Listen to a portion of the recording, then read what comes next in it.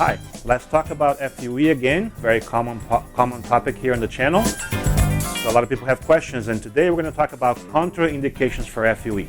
Stay tuned.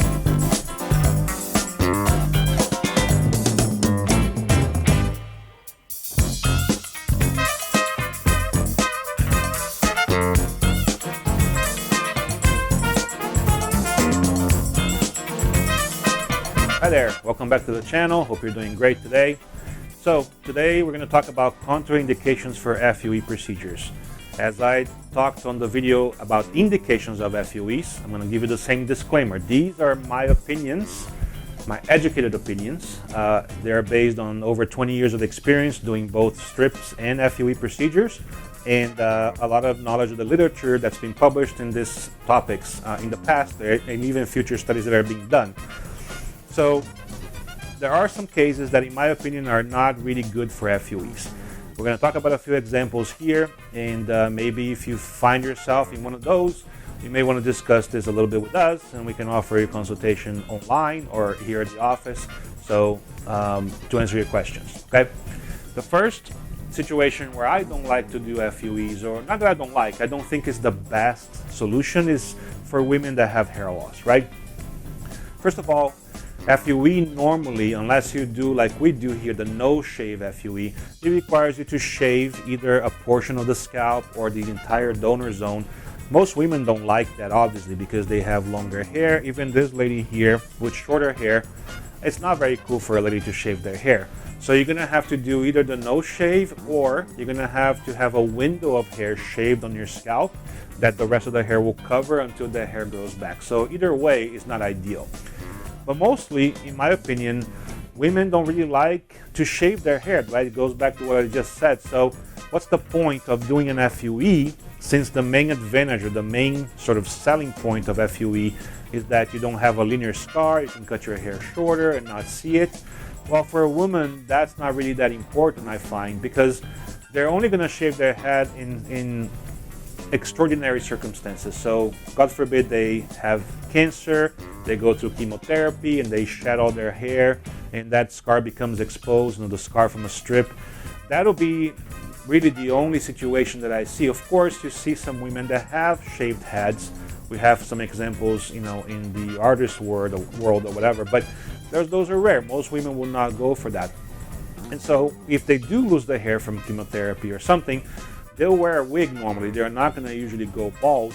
And at that point, the scar from the strip can be covered until their hair grows back, right? So it's an extraordinary circumstance. So for women, when I do transplants in women, I usually recommend a strip instead of an FUE. The results are the same, so they're going to have the same growth. They usually heal very well. The strip scar is a very, very small pencil line usually, and so really no point for FUE in my opinion. Another contraindication for FUE, I think, is patients that are younger in the spectrum, maybe early 30s, mid 30s or so. They have donor hair that's not super thick. You can see on this patient, I don't have a picture of his donor hair, but you can kind of see here around the edge of the area that needs to be transplanted that he has very fine hair. The hair density, or the amount of hair per area of the scalp, wasn't that great for him. So, and he needed a big amount of grafts, right? We did about 3,500 grafts here in that session. So you can see the coverage is really nice. You can still see through it. But if I had done that with an FUE, the risk of depleting his donor zone would be too great for me to feel comfortable. And it would actually hurt his chances of having more surgery in case he wanted to make it a little bit thicker, or if there's an area of hair loss in the future. So obviously, like I do for everyone, he's on medical therapy, so his treatment his hair loss is stable. We talked about the possibility of a second surgery at some point, so all that is understood. But for these patients, I think the risk of having complication with the donor hair is too great for me to feel comfortable, so I believe that a strip is going to be the best method. He understood, he went for the strip, and we had a successful outcome. He still has a lot of donor for the future should he need it. Finally, older men that have a need for a lot of grafts, they just don't care about wearing their hair cropped short. I find that most of my patients, when they come in, The younger they are, the more important it is for them not to have that linear scar, because they still want to keep the option of cutting it short or doing a very short fade on the donor. Older men, like me for example, I've never had my hair that short. I don't like it anyway. It's not a style that appeases me. So most older men won't really need it. This guy here, for example, this patient had very nice donor hair. You can see here, maybe you can appreciate that, very nice medium to coarse hair diameter, lots of density. Yeah, he's bald, so he has a lot of area to cover, but he could have had FUE or perhaps a combined surgery. But when we talked about all the options, he told me, well, I don't really care about shaving my head. I never did it, so the strip for me, having the scar here is a no-brainer, it's a no big deal. So we did a strip for him and he was very successful. And of course, the main contraindication that we have for FUE is patients with very, very low, poor density donor zone. So this is an example of a patient that came in, and you can see how even before this is before any transplants, okay? So you can see the donor is really poor, really thin. He's not even a candidate for a strip procedure in my mind. He's not a candidate for a transplant at all, let alone with FUE, because the FUE will make this much, much worse, and he would have this area here totally exposed with a lot of thinning in there, and so not really a good idea to do a transplant on him at all. So he will be a candidate for maybe medical therapy to try to get these areas a little bit thicker, have the hair loss stable.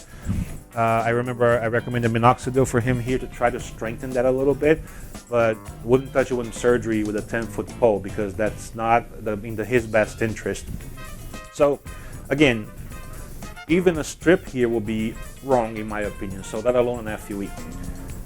If you're having hair loss, if you're facing these issues and you're not sure whether you'll be best for an FUE or for a strip, of course everyone, if they had their choice, most people would prefer the FUE, right? Not having to deal with the scar, stitches that the FUT requires.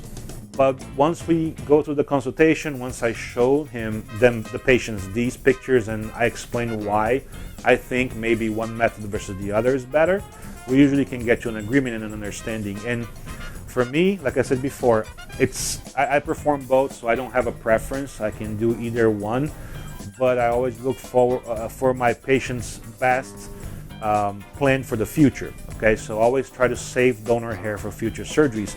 Hair loss is not stable as much as we like to think it is, but it's not. So over time, I need to make sure that he or she has enough donor hair for me to do more if we need to, or if the patient wants. So those are the things that are going through my mind when I evaluate somebody and I recommend FUT or FUE. So now you have it. Again, these are my opinions. People may disagree, that's fine, but that's how I proceed here if you come for a consultation with me. So I hope this was helpful. If you like the video, please click the like button below. Leave your comments, leave your suggestions for future videos. We're always happy to have that, so we know what to do. And if you like the channel, if you want to be updated with content, please click the subscribe button rather, and that way we can keep you fresh on our videos. Okay? I'll see you next time. Take care.